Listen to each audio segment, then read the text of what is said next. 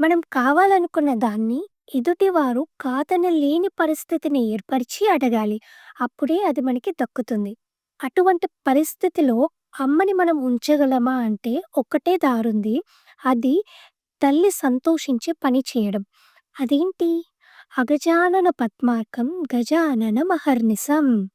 అగ అంటే పర్వతం. అంటే పుట్టినది. పర్వతరాజు పుత్రిక పార్వతీదేవి. ఆనన ముఖము. పద్మ అంటే లోటస్. అర్క అంటే సూర్యుడు. అహర్నిశం అంటే ఎప్పుడు. అగజానన పద్మార్కం గజానన మహర్నిశం. అమ్మవారి ముఖము వినాయకుడిని చూసినప్పుడల్లా కూడా పద్మంలా వికసిస్తుందిట ఆనందంతో. So, this is the trick. మనం వినాయకుడిని ముందు పెట్టుకుని అడిగితే అమ్మవారు ఆ సంతోషంలో ఏదడిగినా ఇస్తారు. అందుకే శంకరులు మొదటి శ్లోకంలో వినాయకుడిని ప్రార్థించారు. మనం రోజూ చేసుకునే పూజలో కూడా ముందు గణపతిని పూజించాలి. తరువాత లక్ష్మీదేవిని. ఆ తరువాత మనకి ఇష్టమైన దేవుడిని పూజించాలి. ఇది సరైన పద్ధతి.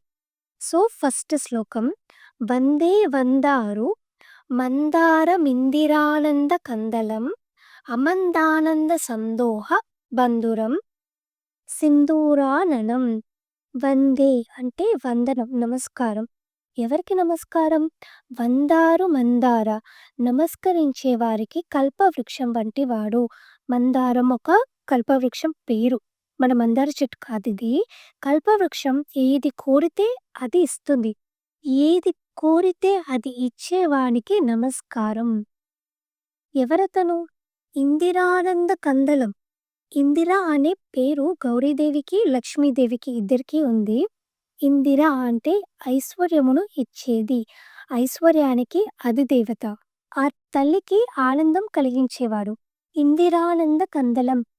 ఐశ్వర్య దేవతకు ఆనందం ఇచ్చేవానికి నమస్కారం. ఆయన ఎటువంటి వాడంటే అమందానంద సందోహ బంధురం. బంధురం అంటే నిండుగా పుష్టిగా కలిగినవాడు. ఏం కలిగింది? అమందానంద సందోహం. అంతం లేని అనంతమైన ఆనందం నిండుగా కలిగిన వాడు. అమందానంద సత్ చిత్ ఆనంద. సచ్చిదానంద స్వరూపుడైన వాడు. ఎవరతను? సింధూరాననం. సింధూరం అంటే ఏనుగు. ఏనుగు ముఖము ఉన్నవాడు మన గజాననుడు వినాయకుడు. ఈ శ్లోకము అమ్మవారి ప్రీతి కొరకే కాదు, విఘ్న శాంతి కోసం కూడా ముందే వినాయకుడికి నమస్కరించుకోవాలి.